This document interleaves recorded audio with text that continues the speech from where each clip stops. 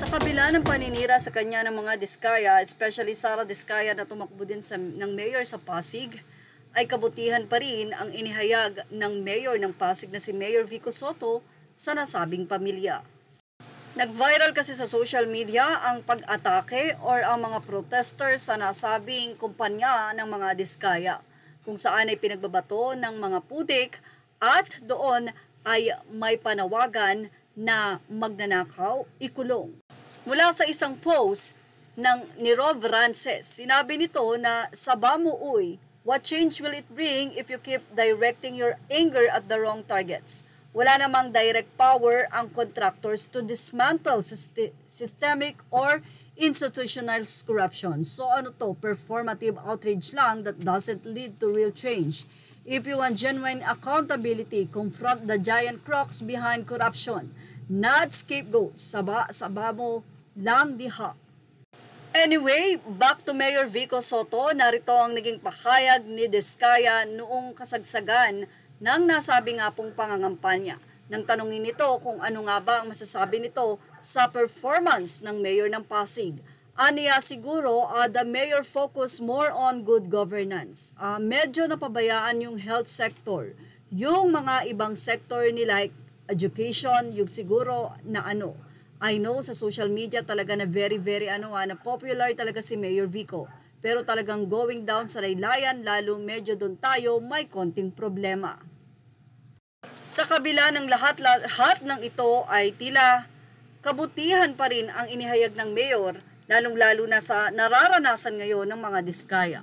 Aniya, regarding the protest this morning at St. Gerald Construction Building, I understand that we are angry and frustrated, but let's not resort to violence or acts that could potentially lead to violence or injuries.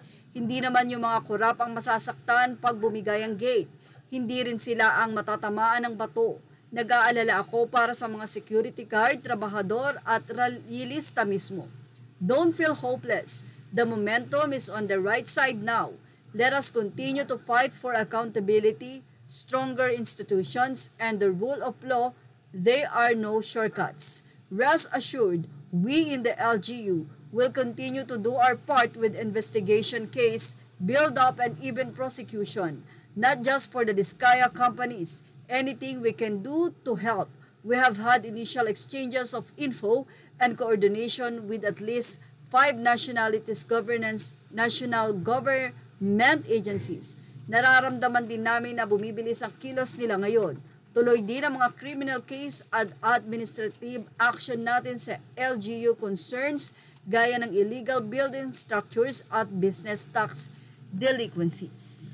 Samantala, bali-balita na nakatakas na raw ng bansa ang may-ari ng St. Gerald Construction na sila Sara Diskaya at Curly Diskaya. Mula kay Liz Francesco, sinabi niyang guys, nakaalis na sa bansa si Sara Diskaya kasama ang 4 niyang mga anak. Lumapag sila sa Hanoi kahapon papuntang UK. Dahil UK passport si Madam, ang asawa niyang si Curly Diskaya ang naiwan dahil banned ito sa UK. Bago pa man ang balitang yan ay inihayag ng mga Diskaya na hindi sila lalabas ng Pilipinas. Aniya, di po kami takot at tatakas dahil wala po kaming ghost project.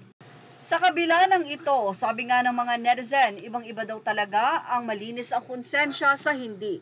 Dahil ibinahagi ni Mayor Vico Sotto ang magandang nangyayari ngayon sa Pasig. Samantala, ipinakita naman sa isang post ang nasabi nga pong napakalaking sakop ng St. Gerald Company mula sa Pasig. Yan po ay pagmamayari ng mga Diskaya.